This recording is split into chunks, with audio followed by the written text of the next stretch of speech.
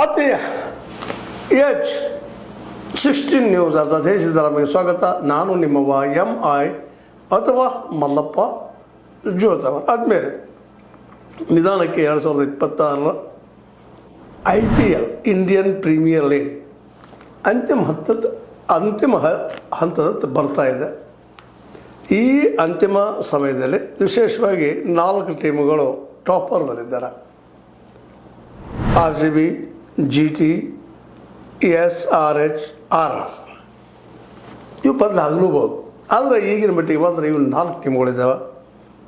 ನಿನ್ನೆಯ ಒಂದು match Mumbai Indians versus KKR Calcutta night Riders, ಇವ್ರ ಮಧ್ಯದಲ್ಲಿ ನೈಟ್ ರೈಡರ್ಸ್ ಕೊನೆಯ ಹಂತದವರೆಗೆ ಕೇವಲ 147 ರನ್ನನ್ನು ಹೊಡೆದಕ್ಕಾಗಿ 20 ಓವರ್ಗಳ ಲಾಸ್ಟ್ ಬಾಲ್ನಲ್ಲಿ ಗೆಲುವು ಸಾಧಿಸಿದರು. ಅದರಿಂದ 2 ಟೀಮ್ಗಳು ದಣದಿದವಂತ ಕಾಣ್ತದೆ. ಸ್ಕೋರ್ ಹೇಳ್ಕೊಳ್ಳೋಂಗಾಗಿರಲಿಲ್ಲ. ಗೆಲ್ಲೋದು ಜಲ್ದಿ ಆಗಬೇಕಾಗಿತ್ತು. KKRದು ಆಗಲಿಲ್ಲ. ಏನೂ ಇರಲಿ, KKR ಗೆದ್ದದ. ಮುಂಬೈ ಇಂಡಿಯನ್ಸ್ ಅಂತ ಈಗಾಗಲೇ ಟಾಪ್ 4ದಲ್ಲಿ ಬಾಗಿಲ ಮುಚ್ಚಿ ಹೋಗ್ಬಿಟ್ಟದ. KKRದು ಹೋಪ್ಸ್ ಭಾಳಿಲ್ಲ. ಆದರೂ ಏನಾದರೂ ಚೇಂಜ್ ಆಗ್ಬೋದಾ, ಬದಲಾವಣೆ ಆಗ್ಬೋದಾ ಎಲ್ಲಾದರೂ ಅನ್ನುವಂಥ. ಸ್ವತಂತ್ರವಾದ ಮೀಡಿಯಾಗೆ ಬೇಕಾಗಿರುವುದು ಸ್ವತಂತ್ರ ಧ್ವನಿ. ಆ ಸ್ವತಂತ್ರ ಧ್ವನಿ ಉಳಿಸಲು ನೀವು ಮಾಡಬೇಕಾದದ್ದು ಇಷ್ಟೇ. ಅದೇನಪ್ಪಾ ಅಂತಂತಂದ್ರೆ, ನಿಮ್ಮ ಕೈಲಾದಷ್ಟು ಸಹಾಯ ಈ ಚಾನಲ್ಗೆ ಮಾಡಿ ಹಾಗೂ ನಿಮ್ಮ ಧ್ವನಿಯನ್ನು ಕಾಪಾಡಿಕೊಳ್ಳಿ.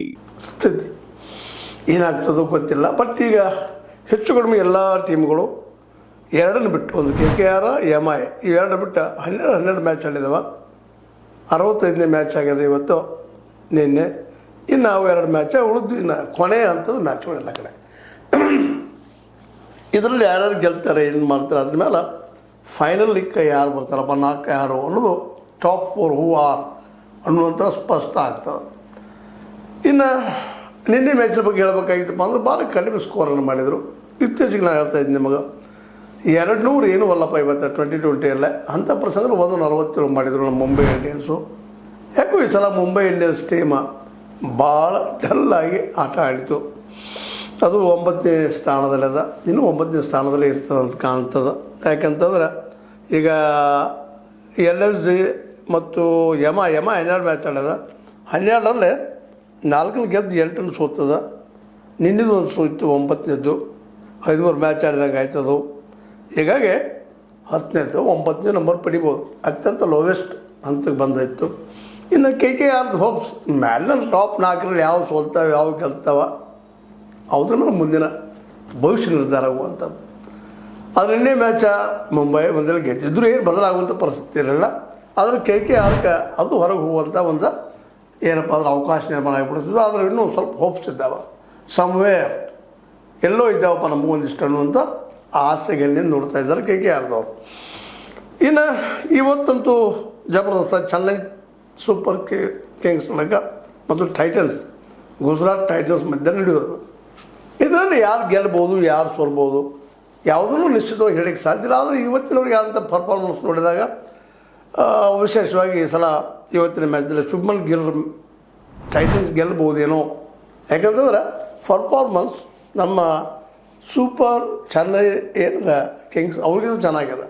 ಚೆನ್ನೈ ಸೂಪರ್ ಕಿಂಗ್ಸ್ ಅವ್ರಿಗಿಂತಲೂ ಚೆನ್ನಾಗಿದೆ. ಬಟ್ ಇವತ್ತಂತೆ ಅನಿವಾರ್ಯ ಆಗಿದೆ CSK ನಮ್ಮ ಧೋನಿಯವ್ರ ಟೀಮ್ಗೆ ಇವತ್ತು ಗೆಲ್ಲುವುದು ಅನಿವಾರ್ಯ ಇದೆ. ಇವತ್ತು ಗೆಲ್ಲಿಲ್ಲ ಅಂದರೆ ಅವರು go out of the house ಅನ್ನುವಂಗೆ ಆಗ್ತದೆ. ಗೇಮ್ನಿಂದ ಹೊರಗೆ ಹೋದಂಗೆ. ಗೆದ್ದರೆ ಒಂದಿಷ್ಟು ಮತ್ತು ಅವ್ರಿಗೂ ಅವಕಾಶ. ಯಾಕಂದ್ರೆ ಇನ್ನೂ ಕೆಳಗಿನ 1, 2 ಹೆಚ್ಚು ಕಡಿಮೆ ನಿರ್ಧಾರ ಆದಂಗೆ ಆಗಿದೆ. 3, 4 ಹೂವಾರು ಇನ್ನೂ ಚಂಚಲ ಆಗಿದ್ದಾವೆ 4 ಟೀಮ್ಗಳಲ್ಲೇ. ಅದರಲ್ಲಿ ಏನೋ ಇದಕ್ಕೆ ಅವಕಾಶ ಸಿಗ್ಬೋದೇನೋ ಗೆದ್ದರೆ ಯಾರಿಗೆ, ಚೆನ್ನೈ ಸೂಪರ್ ಕಿಂಗ್ಸ್ಗಳಿಗೆ.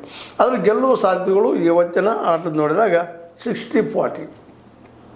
ಗುಜರಾತ್ ಟೈಟನ್ನ 60% ಆದರೆ ಇದಕ್ಕೆ 40% ಅದ.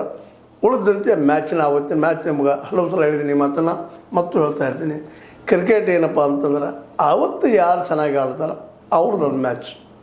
ಅದರಲ್ಲೂ 2020ಯಲ್ಲೇ ಆ 20 ಓವರ್ಗಳಲ್ಲೇ ತಮ್ಮ ಶಕ್ತಿಯನ್ನು ಯಾರು ಪ್ರದರ್ಶನ ಮಾಡ್ತಾರೆ, ತಮ್ಮ ಕಾನ್ಸಂಟ್ರೇಷನ್ ಯಾರು ಇಟ್ಕೊಳ್ತಾರೆ, ಯಾರು ತಮ್ಮ ಚೈತನ್ಯಶೀಲತೆಯನ್ನು ಅದನ್ನು ಉದ್ದೀಪನ ಮಾಡ್ಕೊಳ್ತಾರೆ, ಮೇಲಕ್ಕೆ ಎತ್ತಾರೆ. ಮತ್ತು ಕೇವಲ ಗುರಿ ಬೌಲರ್ಗೆ ಅಂದರೆ ಚೆಂಡಿಗನಿಗೆ ಕೇವಲ ವಿಕೆಟ್ ಇರಬೇಕು, ಬ್ಯಾಟ್ಸ್ಮನ್ನಿಗೆ ಕೇವಲ ಬಾಲ್ ಇರಬೇಕು. ಅರ್ಜುನ್ ಹಂಗೆ ಆ ಪಕ್ಷಿಯ ಕುತ್ತಿಗೆ ಇದ್ದಂಗೆ ಅಂದಾಗ ಮಾತ್ರ ಗೆಲುವು ಸಾಧ್ಯದ. ಅದೆಲ್ಲ 11 ಜನರದ್ದು ಆಗಬೇಕು ಅನ್ನುವಂಥದ್ದು ಇಲ್ಲದ ಭಾಳ ಮಹತ್ವದ್ದು. ಏನೋ ಒಂದಿಬ್ಬರು ಶೈನ್ ಆದರೆ ಉಳಿದವ್ರು ಶೈನ್ ಆಗದೆ ಹೋದರೆ ಕಷ್ಟ. ನೀವು 250 ಹೊಡೆದ್ರು ಬಾಲರ್ಗಳು ಸರಿಯಾಗಿ ಬಾಲ್ ಮಾಡಲಿಕ್ಕಂದ್ರೆ ಸೋತು ಹೋಗುವಂಥ ಸಾಧ್ಯತೆಗಳು ಹೆಚ್ಚಿದ್ದಾವೆ. ಇದರರ್ಥ ಬಾಲರ್, ಬ್ಯಾಟ್ಸ್ಮನ್ಸ್ ಆ್ಯಂಡ್ ಫೀಲ್ಡರ್ಸ್ ಇವರೆಲ್ಲರ ಒಗ್ಗಟ್ಟಿನ ಆಟ ಗೆಲುವಿಗೆ ಆಧಾರ ಆಗ್ತದೆ ವಿನ ಲಕ್ಕ ಡಿಸ್ ಲಕ್ಕ ಮತ್ತೆ ನಾವು ಮಾತಾಡ್ತೀವಿ ಅವ್ರ ಲಕ್ ಇತ್ತು. ಲಕ್ಕಿಗಿಂತ ಇಂಪಾರ್ಟೆಂಟು ಆ ಕ್ಷಣದಲ್ಲಿ ಯೋಚನೆ ಮಾಡುವಂಥದ್ದು, ಆ ಕ್ಷಣದಲ್ಲಿ ತೆಗೆದುಕೊಳ್ಳುವಂಥ ನಿರ್ಧಾರ, ಆ ಕ್ಷಣದಲ್ಲಿ ಒಂದು ಕ್ಷಣದಲ್ಲಿ ವಿಕೆಟ್ ಹೋಗುವಂಥದ್ದು, ಒಂದು ಕ್ಷಣದಲ್ಲಿ ಸಿಕ್ಸರ್ ಆಗುವಂಥ ಇವೆಲ್ಲವೂ ಈ ಆಟದಲ್ಲಿ ತುಂಬಿದ್ದರಿಂದಾಗೆ ಇಲ್ಲೇ ಯಾರೂ ಯಾರಿಗೂ ಮಾಸ್ಟರ್ ಅನ್ನೋಕ್ಕಿಂತಲೂ ಎಲ್ಲರೂ ಮಾಸ್ಟರ್. ಆ ಕಾರಣಕ್ಕಾಗಿ ಟಾಪ್ ಓವರ್ದಲ್ಲೇ 6 ಉಳಿಬೋದು, ಮ್ಯಾಲ ಬಡ PBKS ಬರ್ಬೋದು. ಅಂದರೆ ಪಂಜಾಬ್ ಕಿಂಗ್ಸ್ ನೋಡಿರಿ, ಪಂಜಾಬ್ ಕಿಂಗ್ಸ್ ಈ ಸಲ ಎಷ್ಟು ಸುಂದರವಾಗಿ ಆಡಿತ್ತು. ಮೊದಲಿನ ಎಲ್ಲ ಮ್ಯಾಚ್ಗಳನ್ನು ಗೆಲ್ತಾ ಬಂದ ಹೋಗ್ಬಿಟ್ರಪ್ಪ ಟಾಪ್ 1 ಅಂತೇಳಿ. ಅದ ನಂತರದಲ್ಲೇ ಒಂದರಿಂದ ಒಂದು 5-6 ಸೋಲ್ತಾ ಬಂದು ಅವರು ಇನ್ನೂ ಹೋಪ್ಸಿದ್ದಾವೆ ಟಾಪ್ 4ದಲ್ಲಿ ನಾವು ಕೂಡ್ತೀವಿ ಅನ್ನುವಂಥದ್ದು.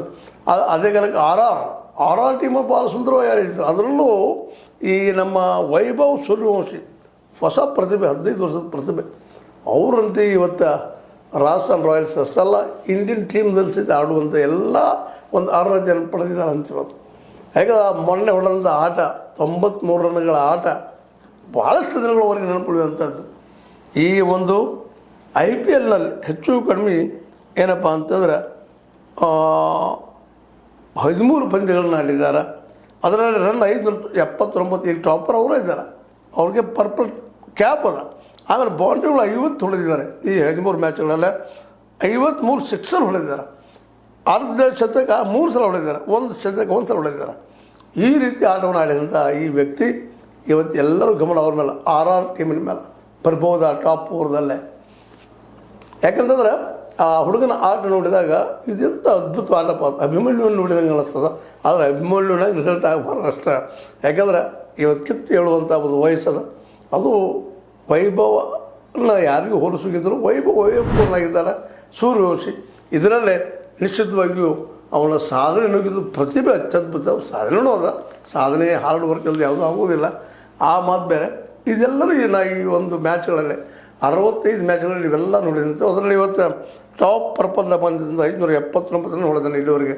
ಇನ್ನೂ ಮುಂದಿನ ಮ್ಯಾಚ್ಗಳಿದ್ದಾವೆ, ಅದು ನೋಡುವಂಥದ್ದು. ಇವತ್ತಂತೂ ನಿಮಗೆ ಹೇಳುವಂಗೆ ಸೂಪರ್ ಕಿಂಗ್ಸ್ಗೆ ಇದು ಕೊನೆ ಅವಕಾಶ. CSK ಗೆದ್ದಿದ್ದು ಟಾಪ್ 4 ಹೋಗುವಂಥ ಒಂದು ಅವಕಾಶ ಇಟ್ಟುಕೊಳ್ತದೆ. ಇವತ್ತು ಗೆಲ್ಲಲಿಲ್ಲ ಅಂದರೆ ಗುಜರಾತ್ ಟೈಟನ್ಸ್ ಗೆದ್ರಪ್ಪ ಅಂದ್ರೆ ಇವರು ತಮ್ಮ ಗುಡ್ ಚಾಂಪಿಯನ್ ಇಟ್ಕೊಂಡು ಹೋಗುವಂಥ ಪ್ರಸಂಗ ಬರ್ತದೆ. ನೋಡೋರು ಯಾರೇನಾಗ್ಬೋದು ಅಂತೇಳಿ. ಬಟ್ ಒಂದು ಥಿಂಗ್ ಏನಪ್ಪ ಅಂತಂದ್ರೆ ಭಾರತದ ಟೀಮ್ಗೆ ಒಂದು ಹೊಸ ಪ್ರತಿಭೆ ನಮಗೆ ಸಿಕ್ಕೊಂಡಿತ್ತು. ಸಣ್ಣ ವಯಸ್ಸಿಂದು ಇನ್ನೊಬ್ಬ ಸಚಿನ್ಗಿಂತ ಸಣ್ಣ ವಯಸ್ಸಿನೊಳಗೆ ಅವನ ಆಟ ನೋಡಿದಾಗ ಅವನ ಮನುಷ್ಯನ ಅತ್ಯದ್ಭುತ ಆಟ. ಮೈಯಲ್ಲಿ ಮೂಳಿದ್ದಾವೋ ಇಲ್ಲವೋ, ಏನು ಮೈಯೇ ಮೂಳೆ ಆಗಿದ್ನೋ ಅದನ್ನು ಅನಾಲಿಸಿಸ್ ಮಾಡಲಿಕ್ಕೆ ಸಾಧ್ಯ ಇಲ್ಲ. ಏನೂ ಇರಲಿ, ಈ ಒಂದು IPLನಿಂದ ಒಂದು ದೊಡ್ಡ ಪ್ರತಿಭೆ ಭಾರತ ಕ್ರಿಕೆಟ್ರಂಗೆ ಸಿಕ್ಕಂಗಾಯಿತು. ಅದೇ ಕಾಲಕ್ಕೆ ಎಲ್ಲ ಟೀಮ್ಗಳು ಆಡಿದಂಥ ಎಲ್ಲ ಟೀಮ್ಗಳು ತಮ್ಮ ಶಕ್ತಿಯನ್ನು ಹಾಕಿ ಆಡಿದಾವ, ಜೊತೆಗೆ ತಮ್ಮ ಪ್ರತಿಭೆಯನ್ನು ತೋರಿಸಿದ್ದಾರೆ. ಅದರಲ್ಲಿ ಆಟಗಾರರು ಎಲ್ಲರೂ ತಮ್ಮ ಪ್ರತಿಭೆ ತೋರಿಸೋ ಪ್ರಯತ್ನ ಮಾಡಿದ್ದಾರೆ. ಈ IPL ಒಂದು ದೊಡ್ಡ ದೋಷ ಏನಪ್ಪ ಅಂದ್ರೆ ಬೆಟ್ಟಿಂಗ್. ಅದರಿಂದ ಹೋದ್ರೆ ಇದು ಇನ್ನಷ್ಟು ಈ ಜಗತ್ತಲ್ಲಿ ಇವತ್ತು ಬೆಟ್ಟಿಂಗ್ ಎಲ್ಲ ಮ್ಯಾಚಲ್ಲಿ ಇದ್ದಾವೆ. ಆಮೇಲೆ ಬೇರೆ ಫುಟ್ಬಾಲ್ದಲ್ಲೂ ಅದ, ವಾಲಿಬಾಲ್ದಲ್ಲೂ ಅದ, ಮತ್ತೊಂದರಲ್ಲಿ ಅದ. ಈ ಜಿದ್ದಿ ಮನುಷ್ಯನ ಸ್ವಭಾವ ಇದಕ್ಕೆಲ್ಲ ಕಾರಣ ಅಂತ ನಾವು ಹೇಳ್ಬೋದು. ಬಟ್ ಅದು ಇಲ್ಲ ಹೋಗಿತ್ತು ಅಂದರೆ ಇನ್ನೂ ಕ್ರಿಕೆಟಿಗೆ ದೊಡ್ಡ ಹೆಸರು ಬರ್ತಿತ್ತು. ಏನೂ ಇರಲಿ, IPL ಇದ್ದಿದ್ದು ಇವತ್ತು ಕೊನೆ ಹಂತಕ್ಕೆ ಬರ್ತಾ ಇದೆ. ಇವತ್ತಿನ ಮ್ಯಾಚ್ ಸೂಪರ್ ಕಿಂಗ್ಸ್ ಏನಾದರೂ ಇವತ್ತು ಸೋತ್ರೆ ಮನೆಗೆ ಹೋಗುವಂಥದ್ದು. ಟೈಟನ್ ಸೋತ್ರೆ ಅವ್ರಿಗೂ ಭಾಳ ಕಷ್ಟದ ಕೆಲಸದ. ಈಗಂತ ಸೆಕೆಂಡ್ ಪ್ಲೇಸ್ ಮೇಲಿದ್ದಾರೆ, ಅವ್ರ ಕೆಳಗೆ ಇನ್ನೂ ಬರ್ಬೋದು. ಅದು ಟಾಪ್ 4ದಾಗ ಉಳಿತಾರೆ ಇಷ್ಟು ಮಂದಕ್ಕಾರ. ಇನ್ನು ಈ ಸೂಪರ್ ಕಿಂಗ್ಸ್ ಟಾಪ್ 4ದಾಗ ಸೇರ್ಬೇಕಾಯ್ತಂದ್ರೆ ಇವತ್ತು ಗೆಲ್ಲೋದು ನಿಶ್ಚಿತ. ಏನೂ ಇರಲಿ, ಈ ಒಟ್ಟು IPLದಲ್ಲಿ ಒಂದನ್ನು ನಾವು ನೋಡಿದ್ದೀವಿ, ಯಾರೂ ಶಾಶ್ವತವಾಗಿ ಕ್ರಿಕೆಟನ್ನು ಆಡಲಿಕ್ಕೆ ಸಾಧ್ಯ ಇಲ್ಲ ಅನ್ನುವಂಥದ್ದು. ಯಾಕಂದ್ರೆ 5 ಕಪ್ಪುಗಳನ್ನು ಗೆದ್ದಂಥ IPL ಕಪ್ಪುಗಳನ್ನು ಗೆದ್ದಂಥ ನಮ್ಮ MI ಮುಂಬೈ ಇಂಡಿಯನ್ಸ್ ಆಗಿರ್ಬೋದು, ಅದೇ ಕಾಲಕ್ಕೆ ನಮ್ಮ CSK ಚೆನ್ನೈ ಸೂಪರ್ ಕಿಂಗ್ಸ್ ಆಗಿರ್ಬೋದು, ಇವತ್ತು ಔಟ್ ಆಗುವ ಸ್ಥಿತಿಗೆ ಬಂದಿದ್ದಾರೆ. ಇದೇನು ತೋರಿಸ್ತದಪ್ಪ ಅಂದ್ರೆ cricket is always it is a democratic. ಯಾವಾಗಲೂ ಡೆಮೊಕ್ರೆಟಿಕ್ ಆಗಿ ಪ್ರಜಾತಾಂತ್ರಿಕವಾಗಿರ್ತದೆ. ಪ್ರಜಾತಂತ್ರದ ದೇಶದಲ್ಲಿ ಹುಟ್ಟಿದಂಥ ಈ ಕ್ರಿಕೆಟ ನಿಜವಾಗಿಯೂ ಈ ಇಂಗ್ಲೀಷರ ಒಂದು ಏನಪ್ಪ ಅಂದ್ರೆ ಪ್ರಜಾಸತ್ತಾತ್ಮಕತೆಯನ್ನು ತೋರಿಸ್ತದೆ ಅಂತ ಅನ್ನೋದ್ರಲ್ಲಿ ಎರಡು ಮಾತಿಲ್ಲ. ಏನೋ ಆಗಲಿ, ಇವತ್ತಂತೂ ಮುಂಬೈ ಇಂಡಿಯನ್ಸ್ ಹೋದರು, KKRಗೆ ಒಂದು ಆಸೆ ಕೊಟ್ಟರು. ಇನ್ನು CSK ಇವತ್ತು ಏನು ಮಾಡ್ತಾರೆ ನೋಡುವಂಥದ್ದು. ಇವತ್ತು ಸೋತ್ರ ಮನೆಗೆ ಹೋಗ್ತಾರೆ, ಇಲ್ಲಪ್ಪ ಉಳಿತಾರೆ. ಇವತ್ತು Gujarat Titans versus Chennai super Kings ಮಧ್ಯದಲ್ಲಿ ಸಾಯಂಕಾಲ 7:30 ಮ್ಯಾಚ್ ಅದ. ತಾವು ನೋಡ್ರಿ, ಖುಷಿ ಪಡ್ರಿ. ಆದಷ್ಟು ಖುಷಿ ಪಡೋದು ಹೇಳ್ರಿ. ಇದೊಂದು ಗೀಳಾಗಿ ಅಂಟಿಸ್ಕೊಳಕ್ಕಿಂತಲೂ ಒಬ್ಬ ಒಳ್ಳೆಯ ಆಟಗಾರದಲ್ಲಿ ಅಡ್ಡಿ ಇಲ್ಲ. ಇಲ್ಲಾಂದ್ರೆ ಇದು ಗೀಳಾಗಿ ಎಷ್ಟೋ ಮಣಿತನ ಸಹಿತ ಈ ಆಟ ಮುರಿದದ ಅನ್ನೋದ್ರಲ್ಲಿ ಎರಡು ಮಾತಿಲ್ಲ ಅನ್ನೋಂಥ ಮಾತನ್ನ ಹೇಳ್ತಾ, ಇದು ನಿಮ್ಗೆ ಲೈಕ್ ಆಗ್ಬೋದು. ಲೈಕ್ ಮಾಡಿ, ಶೇರ್ ಮಾಡಿ, ಕಮೆಂಟ್ ಮಾಡಿ, ಜೊತೆ ಸಬ್ಸ್ಕ್ರೈಬ್ ಆಗೋದು ನಿಲ್ಲಿಸಬೇಡ್ರಿ. H16 ನ್ಯೂಸ್ ಅಂತ ತಿಳಿಸಿದ್ದಾರೆ ಅನ್ನೋದು ಸತ್ಯದ ಕೈಗಳಲ್ಲಿ ವಂದನೆಗಳು. ಆತ್ಮೀಯ ಸಾರ್ವಜನಿಕರಲ್ಲಿ H16 ಅರ್ಥಾತ್ ಸೀತಾರಾಮದಿಂದ ಒಂದು ಮನವಿ. ಈ ಸಂಸ್ಥೆ ಭ್ರಷ್ಟಾಚಾರ, ಅನ್ಯಾಯ, ಅತ್ಯಾಚಾರಗಳಿಂದ ನೊಂದವರ ವೇದಿಕೆ. ಅನ್ಯಾಯಕೋರರ, ಭೂಗಳ್ಳರ, ನಶಾ ಸಾರಾಯಿ ಮಾಫಿಯಾಗಳ ವಿರುದ್ಧದ ಧ್ವನಿ. ರೈತರ, ಕೂಲಿಕಾರ, ಕಾರ್ಮಿಕರ, ಬಿದ್ದ ಸಮುದಾಯ ಜನರ ಧ್ವನಿ. ಬೆಂಬಲವಾಗಿ ನಿಂತು ತನುಮನ ಧನದ ಸಹಾಯಕ್ಕೆ ಸಾರ್ವಜನಿಕರಲ್ಲಿ ಕೋರಿಕೆ. ದಾನದ ಸಹಾಯ ನೀಡಿ ಸ್ವಾತಂತ್ರ್ಯ ಪತ್ರಿಕೋದ್ಯಮ ಉಳಿಸಿ ಬೆಳೆಸಿ. ವಂದನೆಗಳು. ತಮ್ಮನ್ನೇ ನಂಬಿರುವ ಮಲ್ಲಪ್ಪ ಇ ಜೋತಾವರ್. ಈ ಕೆಳಗಿನ QR ಸ್ಕ್ಯಾನ್ ಮಾಡಿ ಅಥವಾ ಈ ನಂಬರ್ ಅಂದರೆ 7411402405ಗೆ ಇಲ್ಲ 9686864852ಗೆ ನೀವು ಫೋನ್ಪೇ ಮಾಡಿ, Paytm ಮಾಡಿ ಅಥವಾ ಇನ್ನಾವುದೇ ಮಾಧ್ಯಮದಿಂದ ಗೂಗಲ್ ಮೂಲಕ ಸಹಾಯ ಮಾಡಿ ಈ ಪ್ರಾಮಾಣಿಕ ಪತ್ರಿಕೋದ್ಯಮವನ್ನು ಉಳಿಸಿ ಅಂತ ಮತ್ತೊಮ್ಮೆ ಮನವಿ. ವಂದನೆಗಳು.